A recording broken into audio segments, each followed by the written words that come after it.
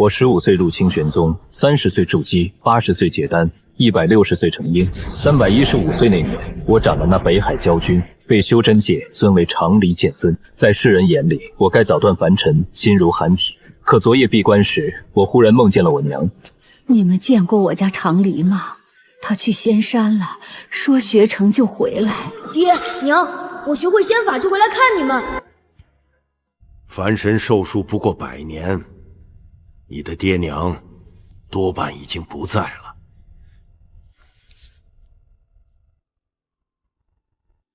在不在，我都要回去看看。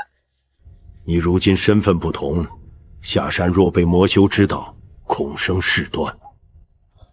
无妨，我只回家吃顿饭。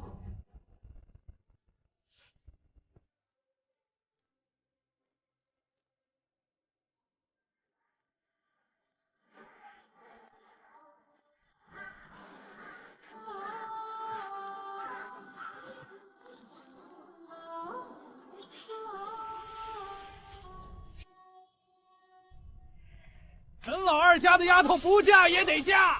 不要！欠了我们钱就拿人抵。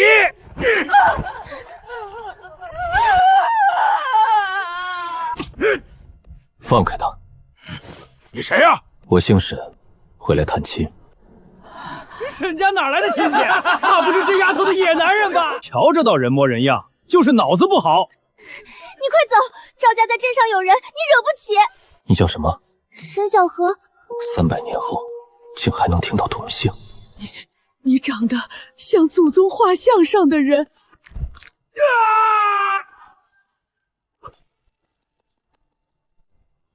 欠了多少？30两，30两，够！借据。赵家哪是正经讨债？沈老二才借了5两，3年滚到30两，摆明了想拿小河冲洗。借据在他们手里。可他们改过数。胡说八道！这点小把戏，比孩童涂鸦还拙劣。债清了，老人家不必。像沈家祖宗画上那个离家求仙的孩子，就是你这副模样。画像还在，在祠堂里，只是快被人拆了。你真是我们沈家亲戚？很远的亲戚。有多远？远到你们应该叫我祖宗。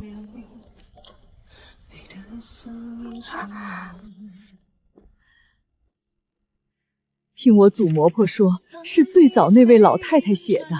她等了一辈子，说家里出了个仙人，总会回来的，还让后人每年给沈长黎留一碗饭。你别难过，成仙的人忙，顾不上回家也正常。不正常？哪有什么顾不上？只是我那时年少，以为大道在前，凡尘很近。等着等着，一碗热饭等成了冷灰。家里没什么好东西，恩人将就吃。出门前吃了家里的面，就记得回家的路。你刚才怎么把刀弹碎的？能教我吗？小河，爹死了，哥也被征兵带走了。村里人都说我家没有男人，就该受欺负。你哥叫什么？沈青山，3年前被县里征去修河堤，后来就没消息了。有人说他死了，也有人说他逃了。他没死。真的？真的。明日我带他回来。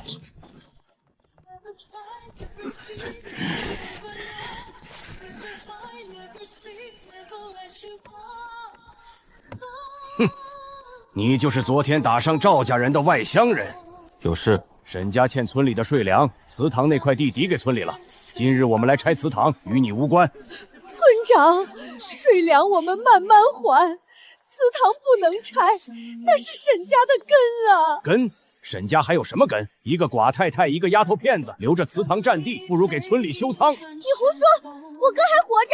活着？3年不回来，怕不是早死在外头了。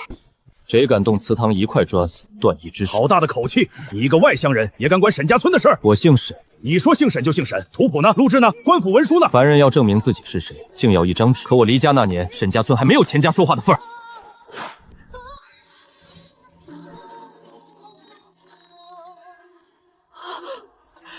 祖宗显灵了！装神弄鬼，给我拆！我说过，动祠堂者断手。你敢！我侄子在县衙当差，赵家背后还有仙门供奉，你得罪不起。沈家欠多少税粮？20担。没有那么多，本来只有3担，是他们年年加力。钱老狗，你还我家地！我儿当年就是被你逼走的。原来沈家的税也是你改的。娘，常理回来了。在他们眼里，画像显灵、救中自明、账册飞天，已经是神仙手段。可对我而言，这只是300年后迟来的一次归家。打死这个老狗，拉他去见官！凡人的恶，便交给凡人的规矩去算。你们敢动我，赵家仙师不会放过你们！黑风观的仙师就在镇上，他一句话就能让你们全村遭灾。黑风观，这名字不像正道，更像旁门邪修占了凡间香火，也敢自称仙门。黑风观的人很厉害，镇上人都说他们会招雷，还会请鬼。赵家每年给他们送很多银子，村长也给。他们来过沈家，去年冬天来过一次，说我们祠堂下面有灵脉，要我们迁坟。奶奶不同意，他们就让村长加税粮。难怪沈家被逼到这个地步。恩人，要不你快走吧。你有本事，可黑风观有好多仙师，我们沈家不能连累你。我不是恩人。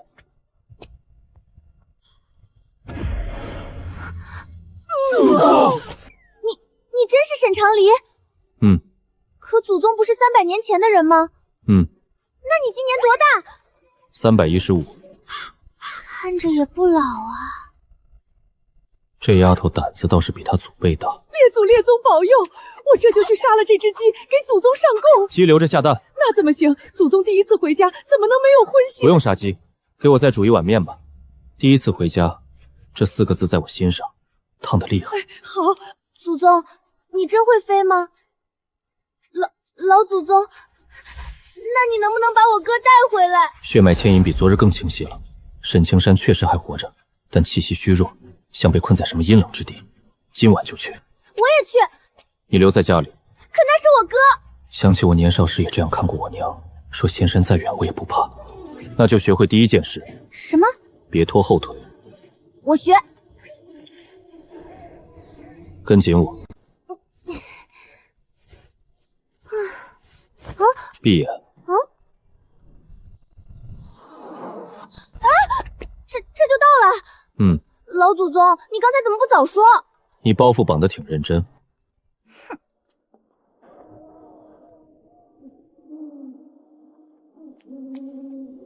红白相冲，阴气极重。这是赵家，冰阳子少爷死了，听说今晚办冥婚，是春仙姐。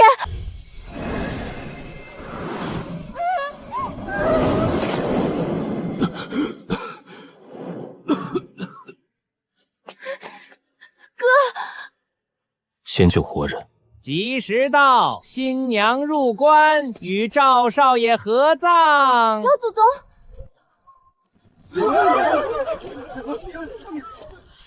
谁敢坏本仙师法事？沈家人。又是你们沈家！来人，把这小贱人也抓了，正好给我儿做妾。用活人配冥婚，谁教你的？凡人命贱，能陪赵少爷下葬是他们福气。原来如此。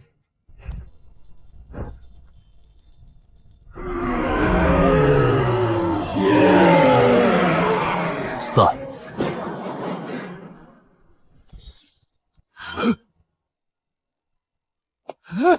前辈饶命，小的是黑风观外门弟子，不知前辈驾临。黑风观在哪里？城北。去救人。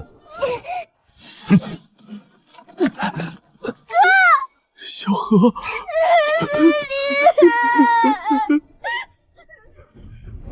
明日交官，至于你，带路。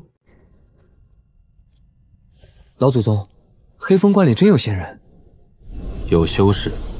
和你一样？不一样。有人闯关！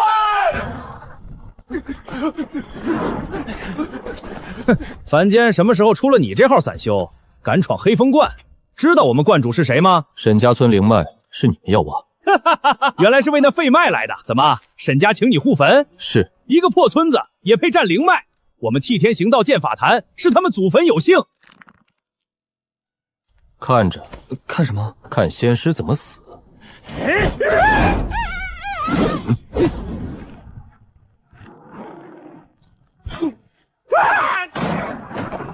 拜见观主！何人敢在我黑风观放肆？道友，我们井水不犯河水，沈家村那口灵脉贫瘠的很，你若想要，本座可分你30%。你杀了多少人？修行之事，何必问凡人死活？凡人死活？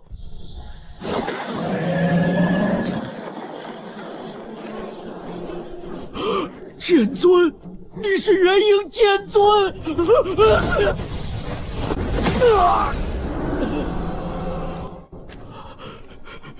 前辈饶命！我愿献出所有灵石法器。晚了。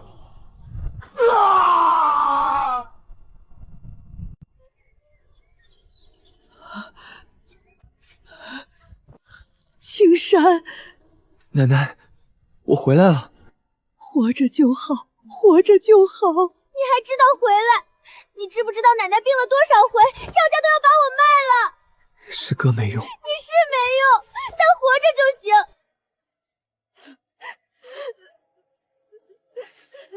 如果300年前我回来过一次，我娘是不是也会这样骂我，再抱我？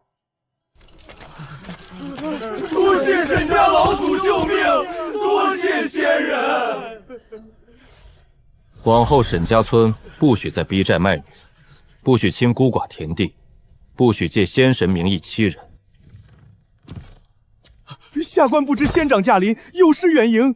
赵家贩卖女子私设冥婚，勾结邪修，你管不管？管，一定严查。征夫修和堤活人萧明，你问不问？问，下官亲自问。杀一人容易，换一个更贪的也容易。我要的是沈家村安顿。往后此县若有冤魂3日不散，剑气便落。沈家村往后的账你来管，识字吗？11点。那就学，你也学。学仙法？先学算账，连账都算不明白，别人改了借据，你还得等祖宗回来救。学就学。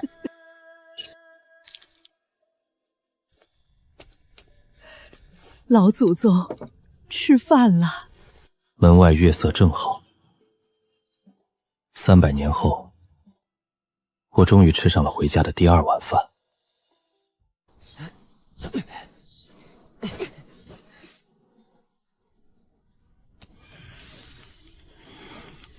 老祖宗，这是你爹娘吗？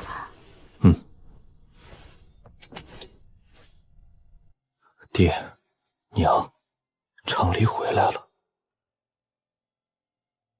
我学会仙法了，会御剑，会炼丹，会布阵，也会杀很多很厉害的妖魔。师门待我很好，掌门师兄嘴硬心软，师侄们见了我都怕。可我回来晚了，娘，你给我做面的承诺我吃到了，后人做的，味道很像。此阵不夺天地灵气，只保沈家祖坟100年不受邪祟侵扰。老祖宗，你还会走吗？会走，但走之前，我会把该处理的事处理干净。那以后呢？以后每年清明，我回来上坟。只清明啊！别贪心。若有事，烧这张符，一符传信，一符护身，一符救命，非生死大事，不可乱用。你们沈家害得赵家被抄，还敢占着村东领土？哼！我爹说了，沈家村以后归县府直管，祠堂和祖坟都要登记造册。是县令的儿子。炼气6层，不是黑风观，是金雀门的人。哟，这不是差点嫁给赵家死人的沈家丫头吗？听说你们家来了个厉害亲戚，就是她。道友，沈家村灵脉已由县府上报金雀门，往后归我们监管。你若是散修修，最好不要插手。金雀门知道黑风关炼魂吗？黑风关之事自有宗门处理，私自灭关，杀戮过重，怕是要跟我回金雀门解释。黑风关害了那么多人，你不抓他们，反来抓救人的，你算什么东西？这里有你说话的份儿？大胆！虚浮杂乱，香草气过重，根基不稳。金雀门若都这水准，难怪黑风观能在他们眼皮底下害人。去死吧！前辈，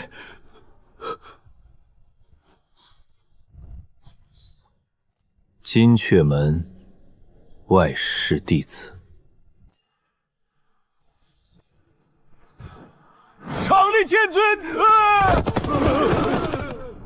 长立剑尊！你门下弟子替县府夺凡人祖坟灵脉，知道吗？晚辈不知，剑尊恕罪，晚辈立刻亲自。不用亲自来，派个懂规矩的来，3日内给沈家村一个交代。是，晚辈遵命。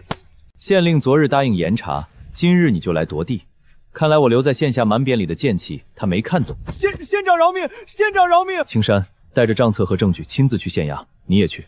我看着他们怎么写审案纸，怎么按善守日。沈家不能只靠我一剑，你们要学会自己站在堂上说话。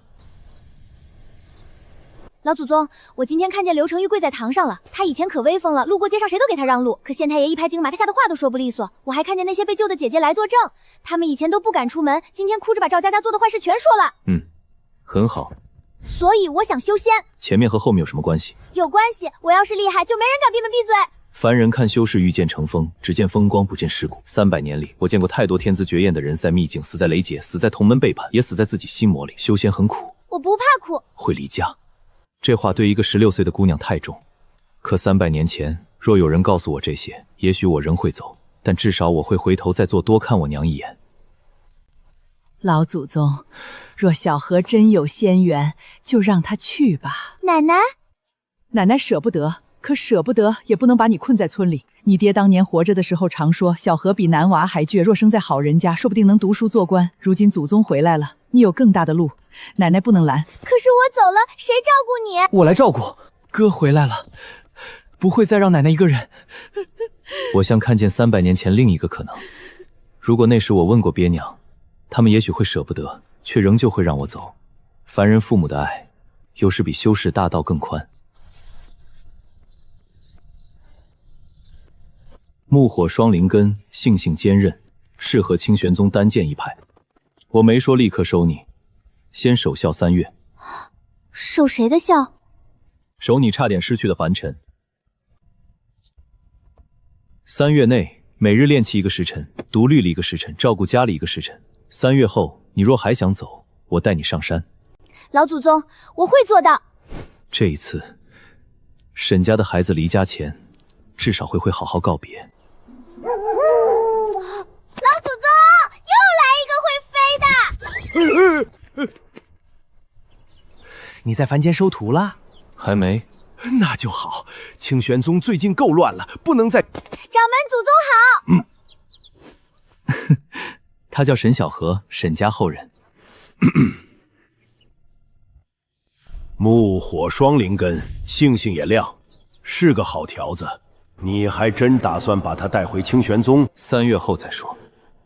也好，你这一脉冷了太久，有个人吵吵闹闹，也许不是坏事。你来做什么？魔门知道你下山了，血河老祖的残魂现世，似乎冲着你来的。还有北海教族也派了人。多谢。怕我连累凡人。是。常理，你若留在这里，魔部门正面杀你，便会冲沈家下手。300年前我不回家是错，300年后若因为我回来害了沈家，也是错。跟我回宗门吧，沈家这边我派人暗中照看。再等3日。3日能做什么？给我爹娘重修坟碑，给沈家祠堂补梁，教小荷引气入体，替青山立住村中规矩。还有，等该来的人来。血河魔气，既然魔门想找我，那就不必让他们四处寻。这里是沈家村，是我爹娘埋骨之地，有些债，正好在这里清一清。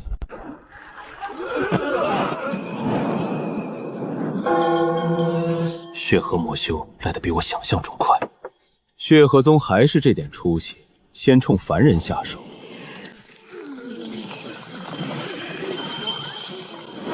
血河老祖，老祖宗，他们是什么人？坏人。长离剑尊，原来你也有凡亲，护得住这一家，你护得住全村吗？你杀我血河宗300弟子，今日我便拿这村300凡人祭旗。你们冲我来，欺负老人孩子算什么本事？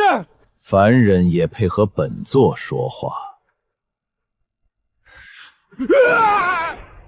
剑尊好大的火气！我今日心情确实不好。这里是我家，你进我家门，动我家人，还问我为何有火气？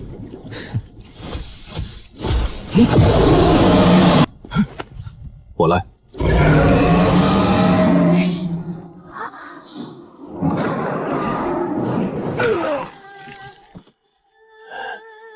你竟比30年前更强了。你倒是更弱了。司藤，他的目标不是杀我，是毁我爹娘牌位，逼我现身失手。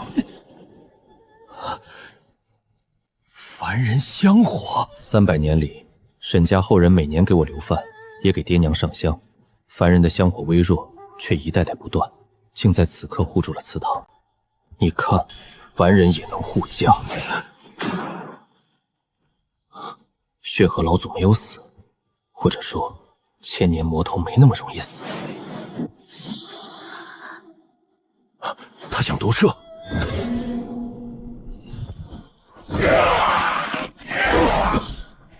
我给他的护身符挡住血芒一息，只一息，够了。沈长离，你护得了他们一时，护不了一世。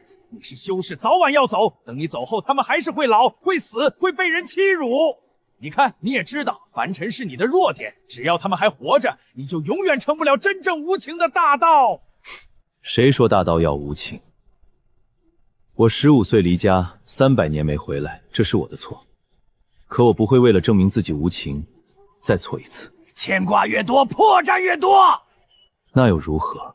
我有家，有坟要上，有后人要护，有一碗妙计的吃。你若觉得这是破绽，便来攻。从前我的剑是寒的，像山巅不化雪，如今我的剑里有人间烟火。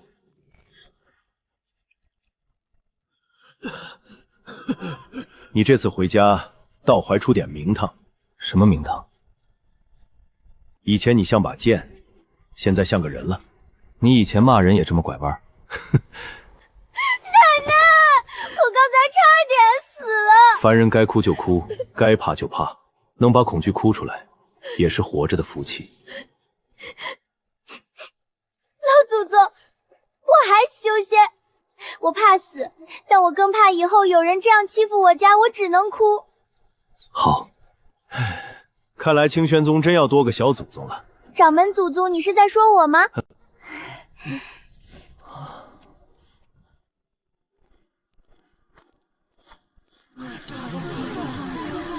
金雀门大长老，辽外日双国弟子勾连县府夺取凡人灵地，今日特来赔罪。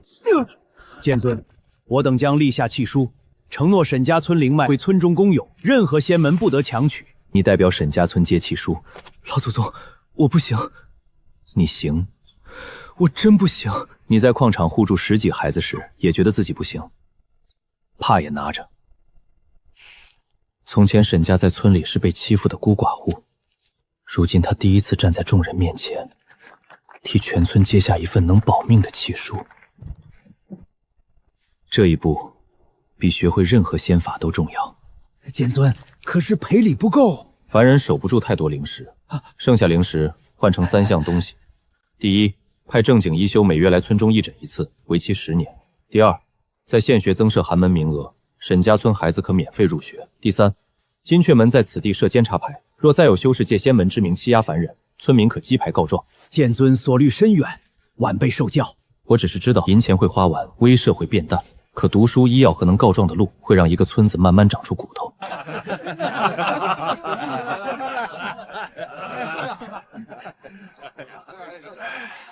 这酒真烈，确实烈，比清玄宗的灵酒粗糙太多，却带着热闹的人味。难怪你不愿立刻回去。宗门催了，催了。北海那边又有动静，焦族派使者上山，说要与你谈。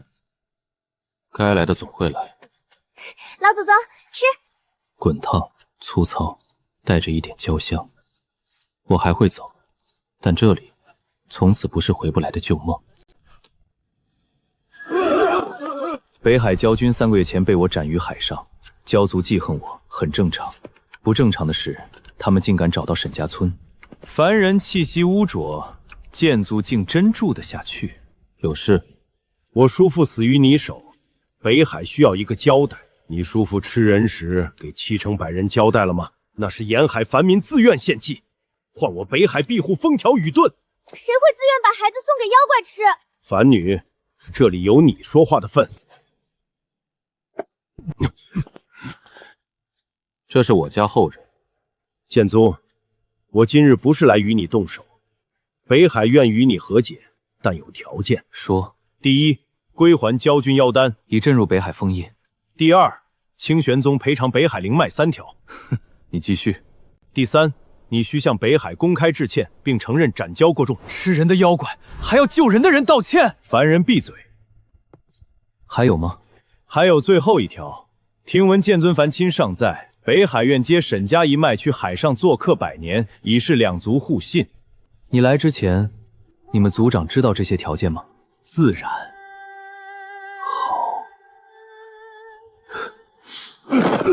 沈长礼，你敢杀使者？不杀。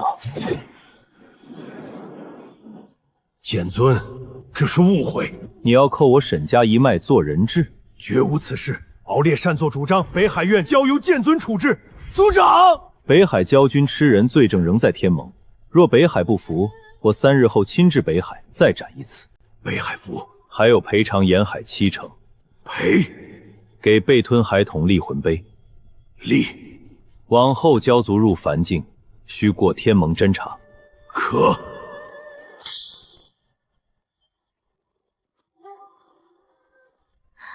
老祖宗，你刚才好威风。所以你更要记住。记住什么？真正有本事的人，不该把威风用在弱身上。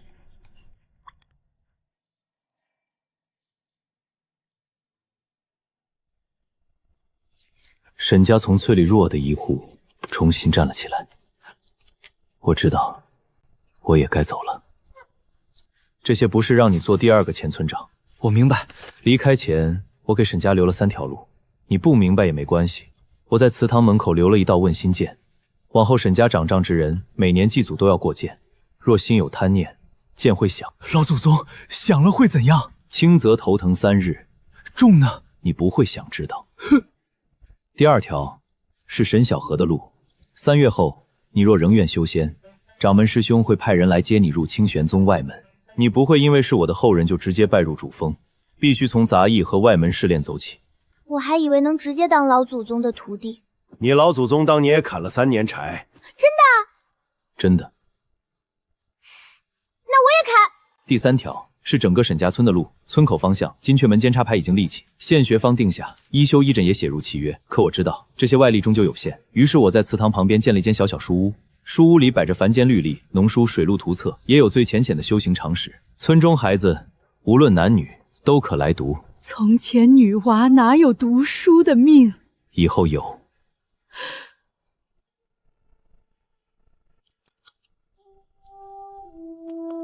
老祖宗在山上想家了，就煮一点儿。老祖宗，你清明一定回来。中秋呢？看情况。过年呢？若无大战，便回。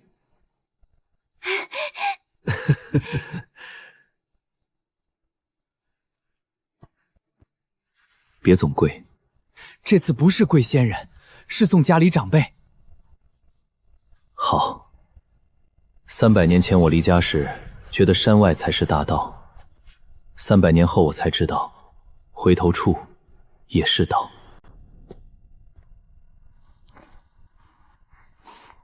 剑尊，您这是从哪里回来？回家探亲。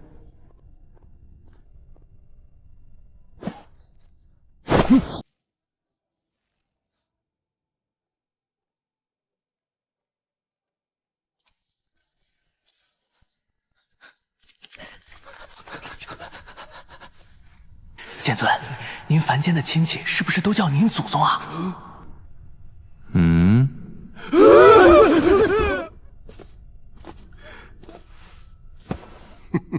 你是不知道，你不在这些日子，宗门弟子偷偷打赌，说你回还间肯定住不过1天。结果你不但住了半月，还差点把凡间县府和金雀门都重整了一遍。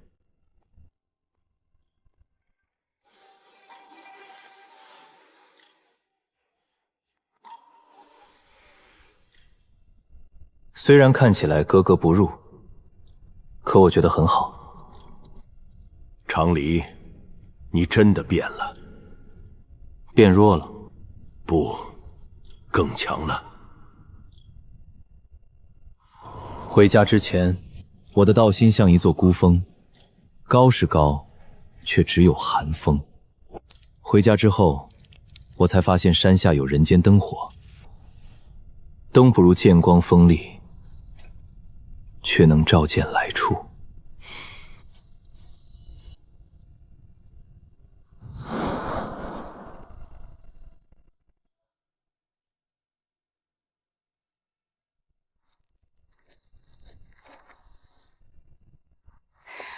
老祖宗，我没后悔。你这是都带了些什么？衣服、干粮，还有奶奶和哥哥给您做的鞋和账册，以及村里孩子写给您的信。你这是来修仙还是搬家？第一次出远门，总要多带点嘛。300年前，我离家时也背着一个破包袱。如今沈家的孩子也要上山，不同的是，他知道家在何处，也知道会有人回去。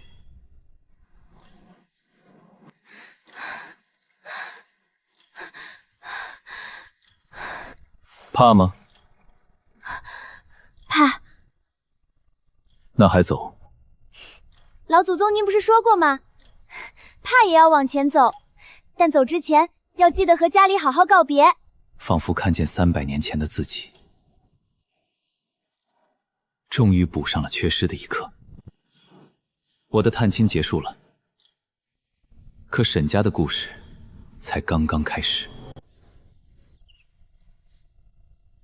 姓名：沈小河，籍贯：沈家村。引荐人：我家老祖宗。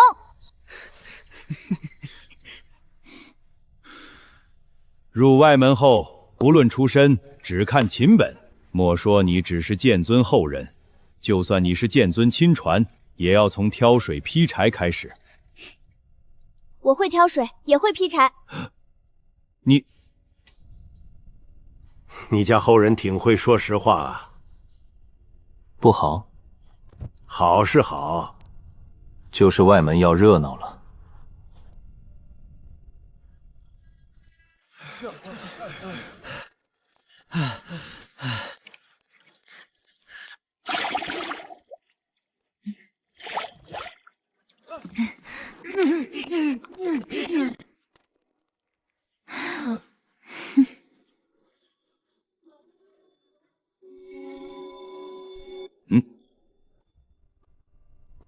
你以前学过？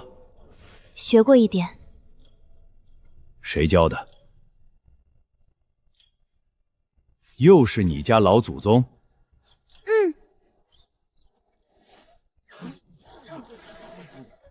怪不这么厉害，原来是有人开小灶啊，还说不靠出身呢。你要是不服，明天挑水我们比。谁要和你比挑水？那比劈柴。粗活有什么好比？那比引气。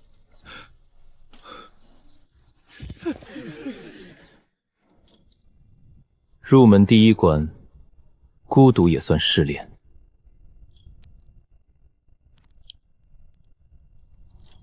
奶奶，哥，我今天没丢人。老祖宗，我也没给你丢人。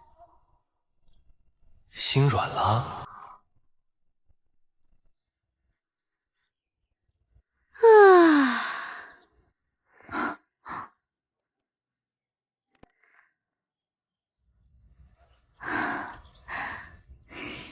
老祖宗，我知道是你。哦，忽然觉得有些后悔。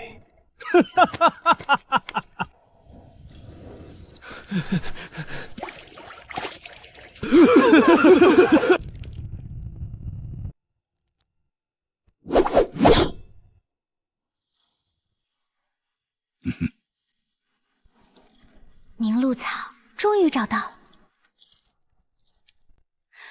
小何怎么办？草药全掉了，交不够100株会扣月令的。先采。可是日落前时间根本不够了。够。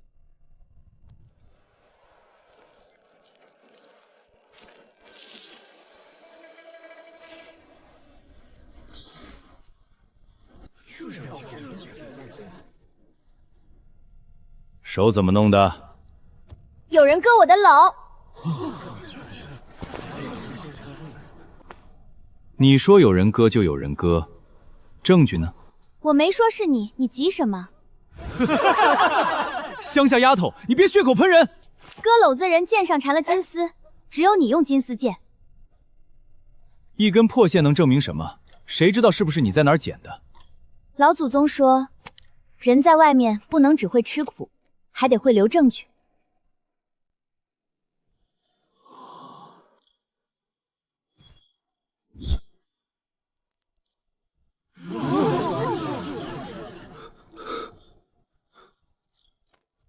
同门相害，罚入寒潭思过10日，扣半年月例。你不就是仗着有个剑王老祖吗？是啊。你要是不服，等你从寒潭出来，我们再比。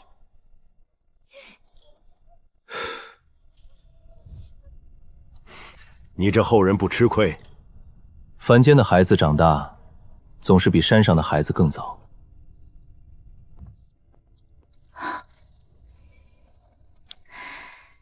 谢谢老祖宗。你这后人有分寸，知道先自己处理。他让你3日后再去。我知道。那你现在去哪儿？路过。你从清玄宗路过到沈家村？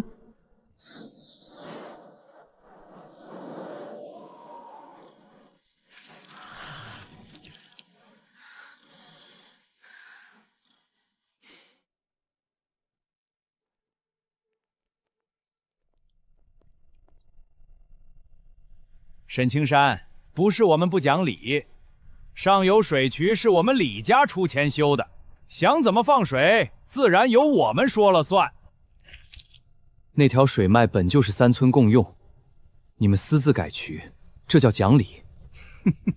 讲理也得看谁有本事。小仙师说了，这水渠改的正合天时，你们这些凡人不懂水脉，就不要乱说。那就去县衙。县衙敢接吗？雀妹门监察牌牌上清楚写，修士不得借法术侵占凡田。小云山若要插手，就让他们派长老来与金雀门对峙。你敢拿金雀门压我？我不是压你，我是按规矩说话。还出手吗？给我把契书抢过来！找死！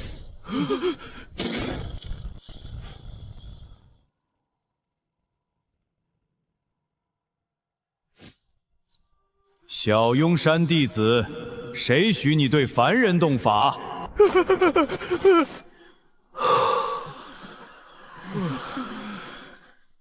看来沈家已经学会自己撑伞了。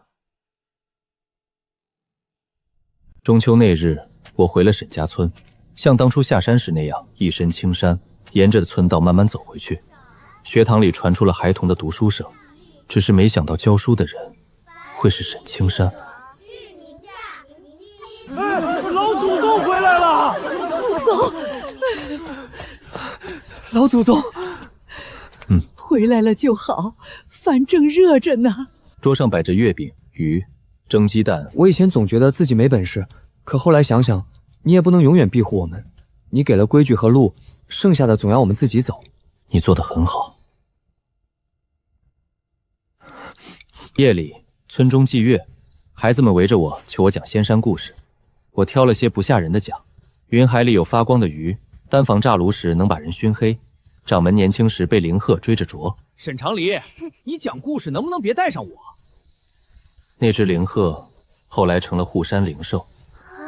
沈家作风绿化。月亮升到最高时，我去了祖坟，坟前已经有人摆了月饼和新酒。这次我不再觉得愧疚，因为多了些别的东西，热饭、灯火，有人真的等到了我。下山时，沈青山站在路口等我。老祖宗，过年还回来吗？回。他笑了，终于能把这句话带回去给林婆婆交差。那晚我没有住祠堂，睡在老屋的那间小房，仿佛又听见我娘在院里喊：长黎，吃饭了。中秋之后，我发现那枚旧铜钱变了，它跟了我300年，原本只是普通凡铜，因常年贴身沾了些灵气，才没有锈坏。可从沈家村回来后，铜钱边缘竟生出一道极细的金纹。这是愿力。愿力。凡人长久思念、供奉、牵挂，若足够纯净，会在旧物上凝成愿力。你娘给你的铜钱，沈家后人又供了你300年，这东西已经不是普通铜钱了。若炼成法器，能护神魂，你如今剑意太盛，度化神劫时最怕心魔，这枚铜钱或许能帮你。化神劫是我迟迟没有踏出的那一步。修真界所有人都以为我是剑道天才，可只有我知道，我的心魔一直在那里。从前我不敢看，如今我回家了，却更清楚地知道，有些遗憾无法补回。长黎，你该闭关了。再等等。等什么？等他第一次外门小比。你现在真的很像个操心晚辈的老祖宗。我本来就是。外门小比结束后，当天夜里，我把铜钱挂回颈间，进了闭关室。想好了？想好了。心魔呢？我带着他一起过。化神雷劫来得很快，闭关第3日，清玄宗上空乌云压顶，雷光扑落，整个宗门开启护山大阵，所有弟子退到100里之外。掌门师祖，老祖宗会没事吧？他很强。很强就一定没事吗？不一定，修士逆天而行，哪有一定没事？越强的劫，越是九死一生。第1道雷落下时，整座清玄山都亮如白昼。前8道天雷，我以剑斩之。第9道雷落下时，天地忽然安静。我眼前出现了老屋、门槛、灶台、院里的枣树，还有坐在屋檐下缝衣的女人。长黎，回来了。我站在原地，知道这是心魔，可我还是走了过去。娘，长高了，也瘦了。娘，我回来晚了。山路远，回来就好。太晚了，你等了一辈子。娘是等过，也怨过，可后来想想，娘不能因为舍不得就怪你往前走。可我答应过你。长黎，人这一辈子总有来不及，你不能永远跪在来不及前面。老屋外似乎有很多声音传来。老祖宗，家里一切都好。老祖，我会守好沈家。老祖宗，你还没看我筑基呢。你看，有人还在等你。我终于明白，心魔不是要我忘记愧疚，是要我别愧疚困死。娘，我以后会常回家。去吧。第9道天雷落下，我拔剑迎着雷光，雷光灌入体内，剑意愿力凡神香火在丹田汇成一线。沈长离，你可真会吓人。修士化神，按理该稳固境界。整个清玄宗都以为我会闭关3年，最少也要3个月。可我只闭目出关了3个时辰，就站了起来。你要去哪儿？回家。你刚化神？境界不稳。稳。你至少装一刚渡劫后虚弱的样子。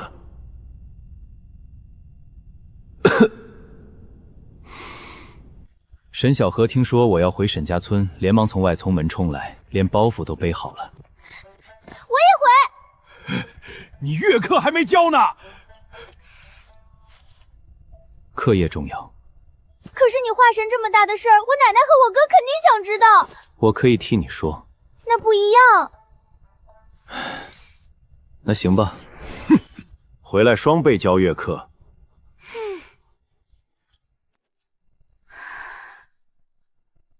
老祖宗，原来在天上看家是这样的。你要牢牢记住这样子。为什么？以后你飞得越高，越要记得下面有人。我们到沈沙村时，刚好傍晚。回来啦！奶奶，我跟你说，雷姐可吓人了，老祖宗可厉害了，掌门祖宗脸都白了。老祖宗，化神是不是很厉害？特别厉害，掌门祖宗说整个东幽都没几个。哎呦，这么大的喜事，我这就去煮面，今晚每人吃2颗蛋。老祖宗，修成化神后，是不是就离凡人更远了？不，那是什么？是能多回来。那天晚上，沈家老屋又坐满了人，村里孩子听说沈小河回来了，全跑来看他。我跟你们讲啊，我们清玄宗的试炼可严了。我那天用这把木剑，唰的一下就打赢了那个秦昭。饭后，我去了祖坟。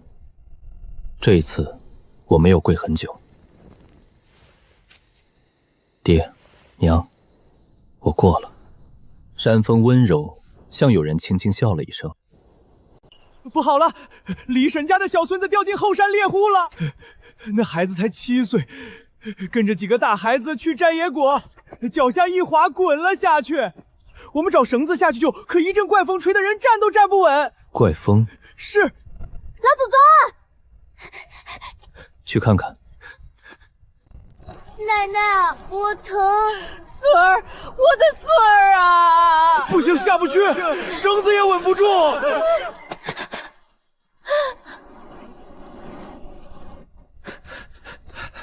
老祖宗，您救救他！老祖宗，风不对，不是山风，不是，谷底有东西。那就更不能让小河下去。老祖宗，求求您，孩子撑不住啊！你现在练气2层，御剑不可能，轻身术也刚学会，下去有危险，不下去，孩子可能撑不到大人绑好绳索。那我该怎么办？你自己判断。哥，小河，我能下去。你会受伤。我以前受伤，是因为没人能救我，现在我能救别人，总不能站着看。你慢点儿。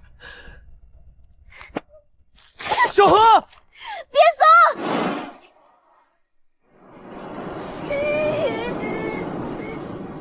风妖，老祖宗，下面真有妖。低阶风妖。那您为什么不出手？下去了。可他会受伤。所以他学会判断什么时候该退，什么时候该救。非生死大事不可乱用。走开！老祖宗，他没有求救，他疼得都哭了。他还在看剑。走开！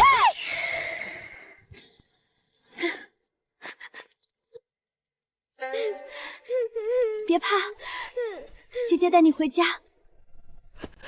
谢谢你，谢谢你啊！别，我受不起。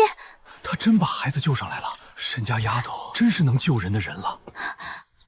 老祖宗，我做的还行吗？很好。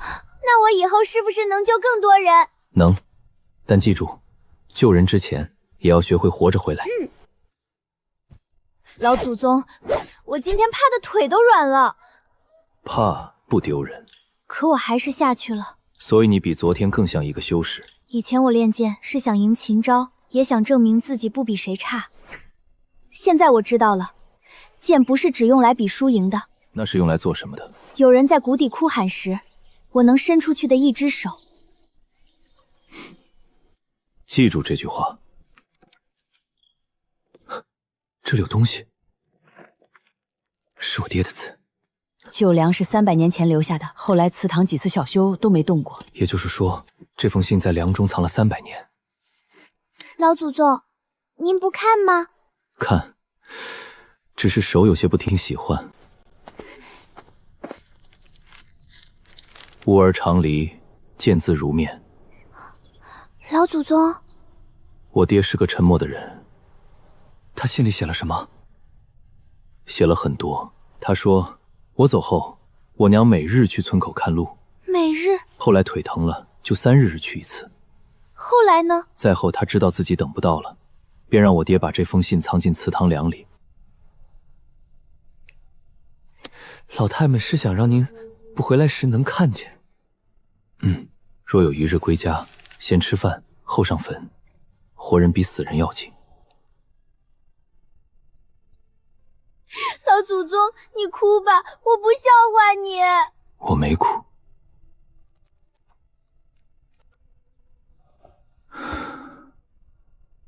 爹，娘，信我看见了，你们等了我300年，最后却让我先顾活人。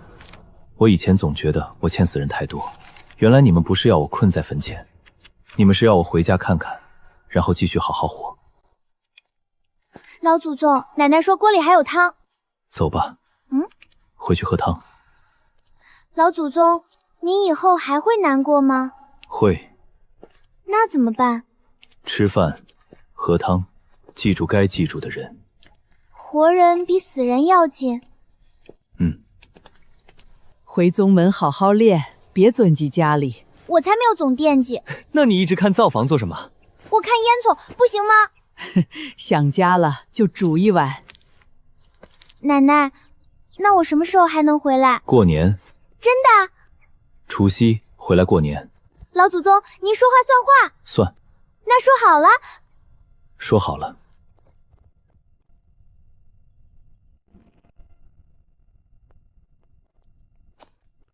老祖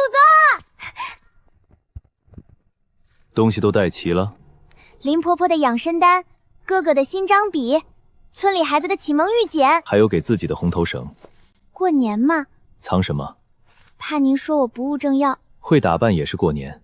那我能带？回村再带。老祖宗，您还记得吗？记得。我还没说是什么呢。除夕回沈家村过年。我还以为您说修士不重凡节。以前可能会。那现在呢？现在要赶路。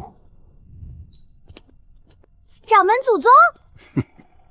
我只是巡查繁境，顺路。巡查还带酒？路远御寒。修士怕冷。你管得越来越宽了。走吧。回家过年。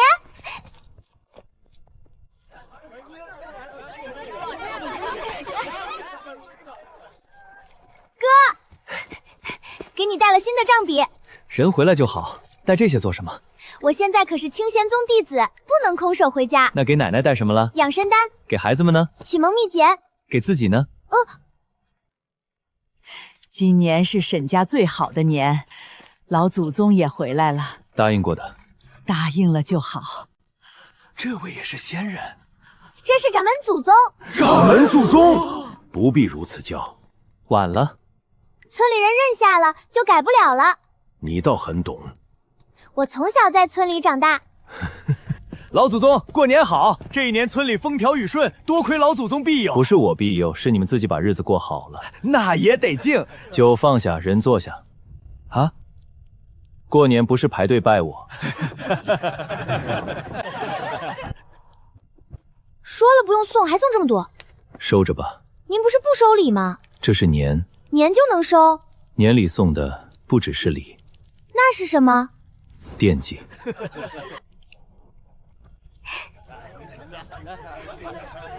我有几百年没过凡人的年了，感觉如何？吵，但不讨厌。那就多坐一会儿。我只是顺路，顺路吃3碗面。掌门祖宗还要第4碗吗？不要，锅里还有。那就半碗。沈家先祖在上，今岁风调雨顺，村中添丁3人，入学孩童37人，田丘无争，水渠无损。小河入仙门，常离老祖归家。你以后真每年都回来。若有大战呢？打完回来。这话倒像你，不像吗？像。你认定的事，谁也拦不住。以前认定剑，后来认定道，现在呢？认得回家的路。给我的。过年都要压岁，老祖宗年纪大也得有。我没笑。我还没问。我先打。这枚是我们给你的，以后年年给，攒多了，老祖宗不会忘记回家的路。不会忘。老祖宗，新年快乐！新年快乐。300年了。终于又过了一个家里的年。是。10年后，沈小河筑基。他筑基那天，外门中响了9声。总算没给你家老祖宗丢人。沈小河，恭喜。下次比剑，你可别又输。筑基之后，他做的第一件事是来找我请假。老祖宗，我想回家探亲。我看着他，忽然有种岁月绕了一圈的感觉，身上也有了真正修士的清气。去吧。你不问我回去做什么？探亲还需要理由。那你去吗？这次你自己去。他有些失落，却很快明白，有些路要他自己走。他御剑还不算稳，飞得摇摇晃晃。宋管事看得心惊肉跳，掌门师兄更是派了灵鹤跟着。我没有拦，修士第一次自回家，总要有人远远看着。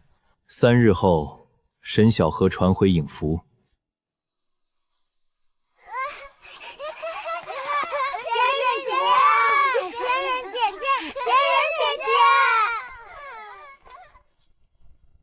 小河回来了。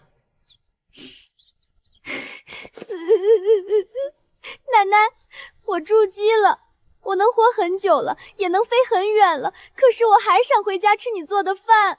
那就吃。我站在洞府里，看着影符中的一切，许久没有动。你当年若能这样回来就好了。难过？不，很好。遗憾不会消失，但它可以变成提醒后来人的灯。沈小河没有重复我的错，他知道大道在前，也知道家在身后，这就很好。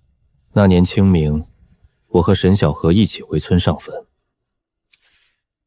我筑基了。老祖宗，你爹娘会不会也替我高兴？会。山风吹过，祠堂旧钟轻轻响了一声，像有人在远处应他。常离第一次回家探人，那可不是寻常探亲。我听说他一怒灭了黑风观，是他逼北海教族低头。金雀门也是因他改了凡境监察令。还有沈家村出了个能和天才争锋的女剑修。他们把故事讲得还挺热闹，可若有人问我那次探亲最重要的是什么，我会说是一碗面。奶奶，老祖宗，我这辈子值了。您这一生护住了很多人。我哪有那么大本事？沈家有饭吃有书读，沈青山成了能成家的男人，沈小河成了会飞的仙人。老太太等了一辈子的人，到底还是回来了。小河啊，以后飞得再高，也要记得回家。我记得，我一定记得。那就好。奶奶，我回来了，您放心，我以后还会来。老祖宗，生老病死还是很过。可这次，因为你们好好告别了。好好告别，原来也很重要。很重要。老祖宗，我没让温心剑想过。我知道，真的，你这一生把沈家村打理得很好。我没修仙，不修仙也能把一生过好，那就好。老祖宗，凡人一生好短，可他们活得好认真，所以修士更不能轻慢他们。以前我总觉得修士活得久，活得久不代表看得明白。那什么才算明白？知道自己从哪里来，也知道剑该指向哪里。师父，我是不是很没出息？想家？家里有事儿？娘说想我了，回去看看。记得吃饭，记得告别，记得再回来。师父不骂我？想家不是错。老祖宗，我说的对吗？对。我可算出师啦。还早。您就不能夸我一句？已经夸了。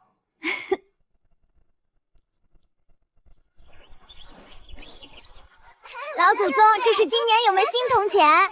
这仙山上有没有神仙鱼？没有。真没有？有会发光的鱼。哇！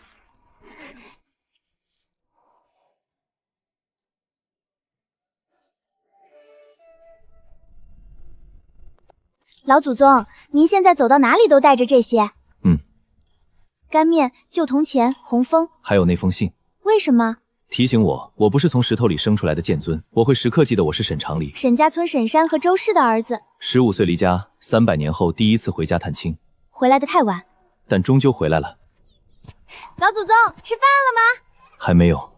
那我煮面。何为大道？年少时我答剑，后来我答天地，如今我想答案也可以是一盏灯，一条回家的路。老祖宗，面快好了。来了。凡尘不是修行的障碍，凡尘也是道。